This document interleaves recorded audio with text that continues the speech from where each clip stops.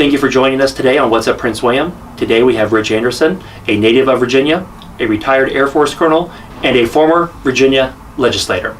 Thank you very much for being on our show today. Thanks for having me, Steve. So since you have been out of the legislative arena for a little while, you have really been very busy. What type of things have you been doing? Well, all throughout my 30 years in the United States Air Force, whatever community Ruth and I lived in around the country, we were always engaged in the local community. We did that wherever we lived. When we came here in 2001, we got engaged in the community.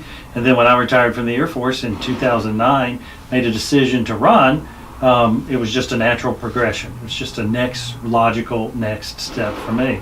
So I've been quite busy in the community because it's where I live, it's where I serve, it's the place I love.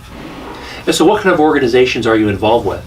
Well, I've been involved with a pretty broad array of organizations. The moment my term as the 51st House District Delegate concluded in January of this year, my phone started going off the hook.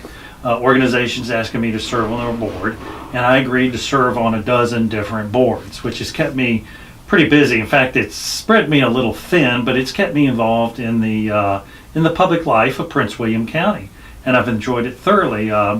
Been involved in a lot of veterans organizations, the Senior Vice Commander of Disabled American Veterans, Chapter 48, life member of the American Legion, the VFW, Military Officers Association of America. But the thing I've really enjoyed is recently I was elected as chairman of the PRVC, that's the Potomac Region Veterans Council. And I'll give that a little plug now. It is the organization that plans and executes in conjunction with the United States Marine Corps the annual Memorial Day ceremony and the Veterans Day ceremony at Quantico National Cemetery. Typically, it will bring in about 1,500 participants for those ceremonies. We're going to do it at 11 a.m. on November the 11th at the Quantico National Cemetery. It is a very impressive ceremony. I would invite any of your viewers to attend as our very special guests. I've also been very active on the board of the Prince William Corps of the Salvation Army, something that I never expected to do, but I've literally gotten hooked on what they do. They help those who are less fortunate economically, they help with people who are looking for work, and they have a major role that they play with the local homeless population. And so they are really doing some important work in the community, and I just feel privileged to be part of that process. And even since you've been out, other legislators actually still reach out to you just because of the knowledge that you have while you were there. What type of things do you help out with? Well, I was there for 8 years, and I've kind of got a personality, I guess, that gets along with most people. And so in January and February of this year, I got invited to Richmond several times by members of both the Republican and Democratic Party to speak on behalf of their bills in front of various subcommittees or committees of the General Assembly, because I might have particular knowledge about that issue. And so I did that happily, because in the end there is a Virginia way. It's where we work across the aisles. We have very spirited elections. There's no two ways about that. But once the election is over, the two caucuses in Richmond do come together in the House of Delegates and work to try to move legislation that's important.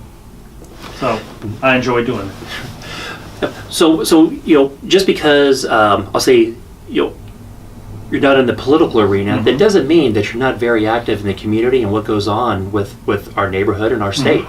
You're singing my tune. I may not be in public office, but I remain in public service. It's all that Ruth and I have known. We've never worked in the private sector unless you count my high school job at Winn-Dixie, working in the delicatessen after school. Immediately after graduation from Virginia Tech, I went in the United States Air Force. Ruth did the same thing after she got her nursing degree from the University of Minnesota. And so we have either been in military service and following that public service and nothing else. It's just all that we've known. My thing is, I don't know how to hunt. I don't know how to fish. Some people think I'm deprived. I don't know how to perform medical services or repair an automobile engine. The only thing I know is public service, so I choose to remain in public service in what I think is probably the greatest community in the Commonwealth of Virginia.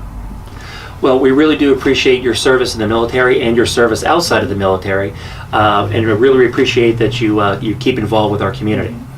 So Thank you. and thank you very much for being on All our right, show today. thanks for having me. Yeah, and I'm sure we'll have you back as far as with other things come up with Veterans Affairs or other committees that you are engaged with, and we really appreciate you being on the show today. Thank you. Lots to talk about. And thank you for joining us on What's Up Prince William.